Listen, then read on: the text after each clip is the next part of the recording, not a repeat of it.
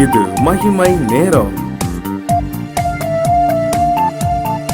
ஆண்டவராகிய இயேசு கிறிஸ்துவின் நாமத்தில் அன்போடு உங்களை வாழ்த்தி வரவேற்கிறேன். ஆண்டவரை நோக்கி ஜெபிப்போம். எங்கள் நல்ல ஆண்டவரே, எதிர்பார்ப்போடு எங்களை உம்முடைய சமூகத்தில் கொண்டு வந்திருக்கிறீர். இப்பொழுதும் ஒவ்வொருவரிலும் நீர் செய்ய நினைத்த காரியம் 100% நிறைவேற எங்களை உம்முடைய கரத்தில் தந்து இரக்கம் கேட்கிறோம். எங்கள் ஜீவனுள்ள தகப்பனே, ஆமென். 2 தீமோத்தேயு 4வது அதிகாரம் 5வது வசனம். நீயோ எல்லாவற்றிலும் மன தெளிவுள்ளவனாயிரு, தீங்கு அனுபவி, சுவிசேஷகனுடைய வேலையை செய், உன் ஊழியத்தை நிறைவேற்று. அன்பானவர்களே, நீயோ எல்லாவற்றிலும் மனத்தெளிவுள்ளவனாயிரு, மனத்தெளிவுள்ளவளாயிரு என்று கர்த்தர் நம்மை பார்த்து சொல்லுகிறார். ஏனென்றால் இந்த உலகில் ஒரு காரியம் சம்பவிக்குமாம். 2 தீமோத்தேயு 4:4 சத்தியத்துக்கு செவியை விலக்கி கட்டுக்கதைகளுக்கு சாய்ந்து போகும் காலம் வரும். பிசாசானவன் எப்படி ஒரு மனிதனுடைய வாழ்வில், மனுக்குலத்தில் கட்டுக்கதைகளை கொண்டு வந்து அந்த கட்டுக்கதைகளுக்கு நம்மை அப்படியே சாய்ந்து போக செய்து விடுகிறான். பிரியமானவர்களே, ஆகவேதான் ஆண்டவர் சொன்னார், நீயோ எல்லாவற்றிலும் மன தெளிவு உள்ளவனாயிரு. பாருங்கள், 1 தீமோத்தேயு 4வது அதிகாரம் 1 தீமோத்தேயு 4வது அதிகாரம் 7வது வசனத்தில், சீர்கேடும் கிளவிகள் பேச்சுமாயிருக்கிற கட்டுக்கதைகளுக்கு விலகி.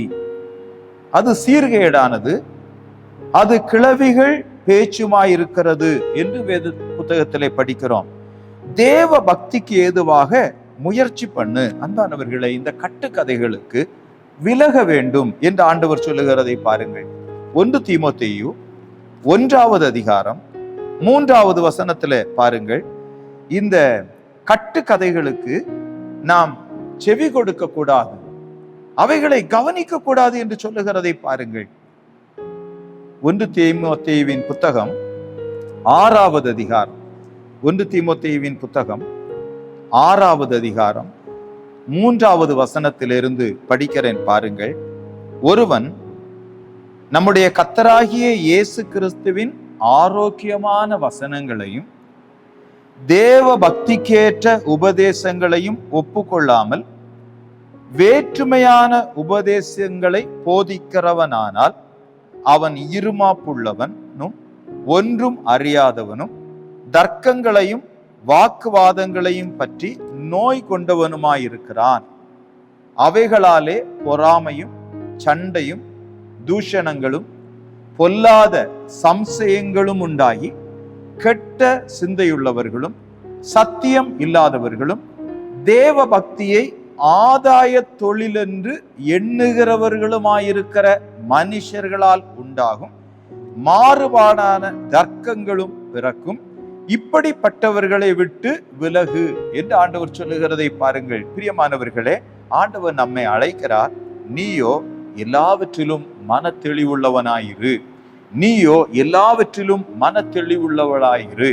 ஏனென்றால் கட்டுக்கதைகளுக்கு சாய்ந்து போகிற காலத்தில் நாம் வைக்கப்பட்டிருக்கிறோம். பிரியமானவர்களே, இந்த உலகத்தில் நாம் எத்தனை கோடி ஜனங்கள் இருக்கிறோம்.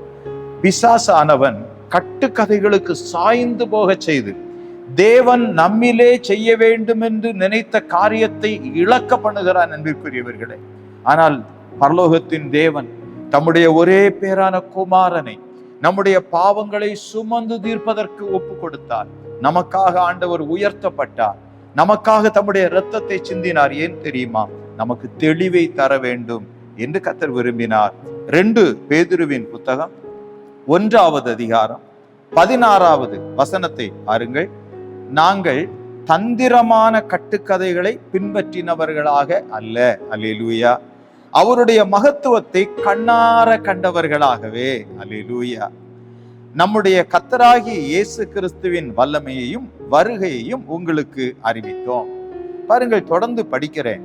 இவர் என்னுடைய நேசகுமாரன், இவரிடத்தில் பிரியமாயிருக்கிறேன் என்று சொல்லுகிற சத்தம் உன்னதமான மகிமையிலிருந்து அவருக்கு உண்டாகி பிதாவாகிய தேவனால் அவர் கனத்தையும் மகிமையையும் பெற்றபோது அவரோடே கூட நாங்களும் பரிசுத்த பர்வதத்தில் இருக்கையில் வானத்திலிருந்து பிறந்த அந்த சத்தத்தை கேட்டோம். அல்லேலூயா.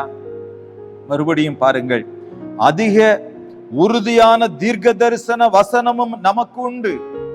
பொழுது விடிந்து விடிவெள்ளி உங்கள் இருதயங்களில் உதிக்கும் அளவும் இருளுள்ள ஸ்தலத்தில் பிரகாசிக்கிற விளக்கை போன்ற அவசனத்தை கவனித்திருப்பது நலமாயிருக்கும் என்று ஆண்டவர் சொல்லுகிறார். அன்பானவர்களே, எதிர்பார்ப்போடு கர்த்தர் தம்முடைய வார்த்தைகளை நம்முடைய கையில் கொடுத்திருக்கிறார்.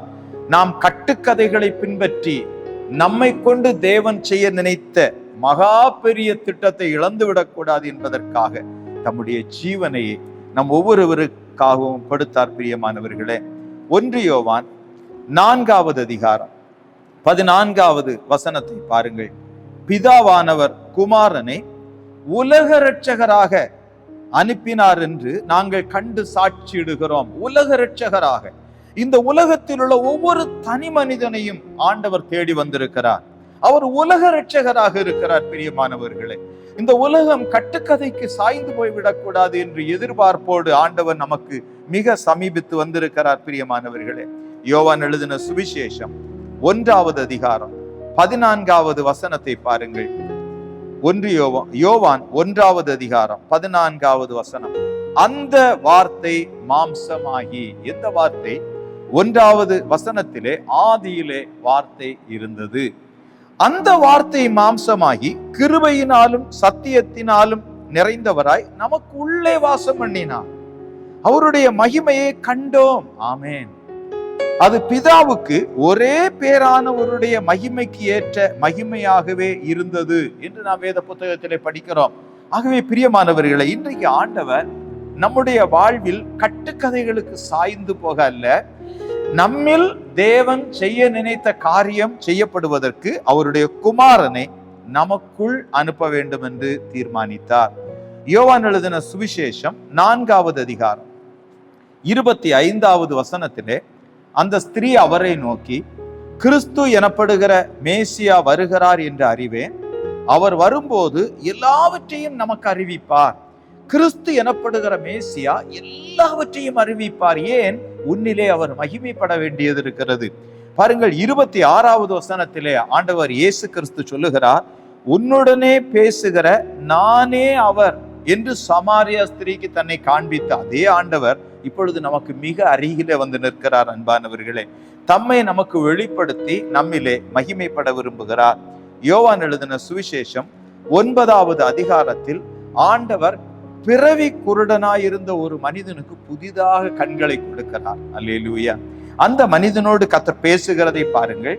யோவான் 9வது அதிகாரம் 35வது வசனத்திலே, நீ தேவனுடைய குமாரனிடத்தில் விசுவாசமாயிருக்கிறாயா?